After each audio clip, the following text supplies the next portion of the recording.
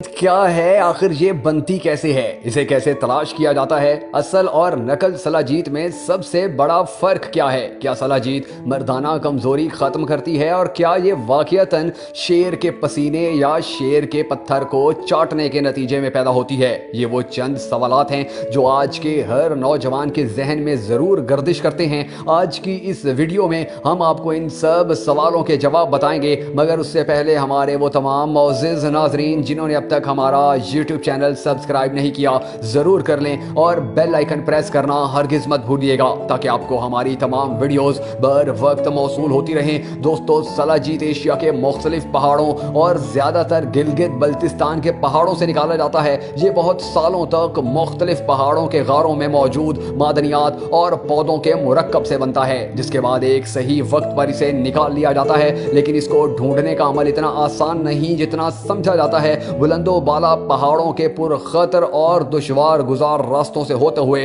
कारीगर सलाजीत ढूंढने सूरज निकलने से पहले ही पहाड़ों की तरफ रुख कर लेते हैं। अक्सर तो ऐसा होता है कि सलाजीत की तलाश में उनको कई कई दिन भी लग जाते हैं। सलाजीत को इसकी आखिरी और तैयार शुदा शक्ल में पहुंचने के लिए दो अहम मरहलों से गुजरना पड़ता है। बुलंदो बाला पहाड़ की चोटियों में इसकी तलाश और दूसरा इसे साफ या फिल्टर करने का अमल। पहाड़ की चोटियों पर जाकर जिस तरीके से सलाजीत निकाला जाता है, अगर वो मंजर आप अपनी आंखों से देखें तो आपके रोंगटे खड़े हो जाएंगे। वादी हुंजा में पहाड़ों से सलाजीत ढूंढने और निकालने के लिए चंद मखसूस लोग ही होते हैं जो इलाके के चप्पे चप्पे से वाकिफ होते हैं। इन्हें सलाजीत के लिए कुछ घंटों के सफर से लेकर कई कई दिनों तक का सफर करना पड़ता है। कारीगर पहाड़ों से सलाजीत ढूंढते हैं और फिर शहर में वापस आकर मखसूस दुकानदारों को बेचते हैं, जो इसे एक खास तरीके से साफ करने के बाद आगे बेचते हैं। सलाजीत की तलाश करने वाले ये लोग अक्सर 4 से 5 अफराद के ग्रुप की शक्ल में सफर करते हैं।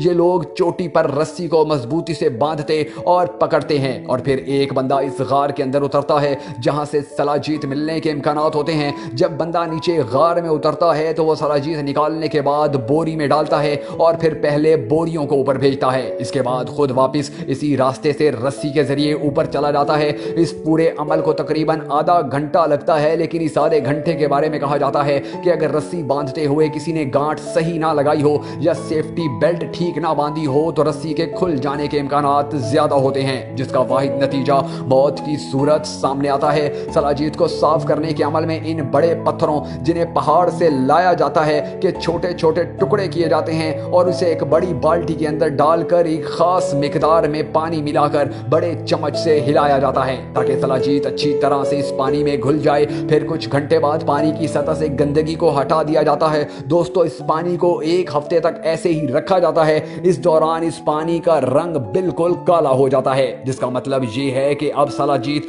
पत्थरों से पूरी तरह पानी में जज़ब हो चुकी है। आमतौर पर लालच, जल्दबाजी और पैसा कमाने के चक्कर में लोग इस पानी को सिर्फ किसी कपड़े में से छान कर 3 से 4 घंटे के लिए उबालते हैं, जिससे वो जल्दी गाढ़ा हो जाता है और इस तरह ये सलाजीत तैयार हो जाती है। मगर इसके फवाइद से ज्यादा नुकसान होते हैं। ऐसी सलाजीत के दो बड़े नुकसान हैं। पहला ये कि कपड़े और जाली के जरिए फिल्टर करने से इसमें मुज़र्रे सेहत अज्जा रह जाते हैं। दूसरा ये कि सलाजीत को पानी में उबाल कर गाढ़ा करने से इसके सारे मादनियात खत्म हो जाते हैं, जिसका कोई फायदा नहीं होता। असल और नकल सलाजीत की पहचान करना भी एक मखसूस फन है। अक्सर दुकान वाले या खरीदार सलाजीत की पहचान इससे आने वाली उसकी मखसूस बू से करते हैं, लेकिन ये बिल्कुल गलत तरीका है क्योंकि इसकी मिकदार बढ़ाने के लिए लोग अक्सर इसमें आटा वगैरह भी इस्तेमाल करते हैं और अगर इसमें भी सलाजीत की थोड़ी मिकदार मिक्स की गई हो तो इसमें से भी वैसी ही बू आएगी जो असली सलाजीत से आती है। असली सलाजीत की पहचान का आसान हल ये है